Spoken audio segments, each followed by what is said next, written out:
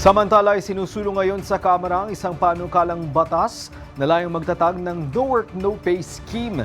Ito'y para umano magkampana ng mga mambabatas ang kanilang tungkulin, kagaya na lang ng pagdalo sa mga pagdinig at iba pa. Nasa linya ng telepono si Earl Tobias para sa 13 sa tanghali. Earl? Greg, magandang tanghali. Isang panukalang magpapatupad ng No Work No Pay Scheme para sa mga mabatas ang sinusulong ngayon sa Kamara ni House Majority Leader Sandro Marcos. Ang mga kasama sa ilalim ng House Bill 7432, nakasaad na sa ngalan ng accountability at integridad ng public service, dapat lang na nakabase sa attendance at participation ang matatanggap na sahod ng mga mambabatas parehong mula sa Senado at Kamara.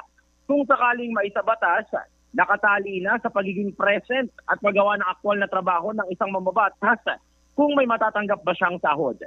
Ilan sa mga trabahong itinaad ng panukala na dapat magampanan para masabing present ng isang kongresista o senador ay ang pag-attend nito sa sesyon sa plenaryo, pakikibahagi sa committee hearings o anumang engagement sa opisyal na aktibidad ng mga kapulungan. Mga kasama nakasaad rin na pili lang ang mga ituturing na authorized na pag-absent.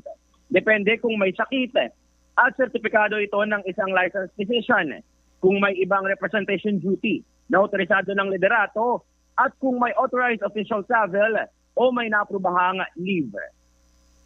Mga kasama, kung wala ang mga yan at absent ang isang senador o kongresista, wala itong matatanggap na karampatang kompensasyon sa araw na umabsent ito. Yan ay kung sakasakaling magtagumpay na tuluyang maisabatas ang panukalang yan.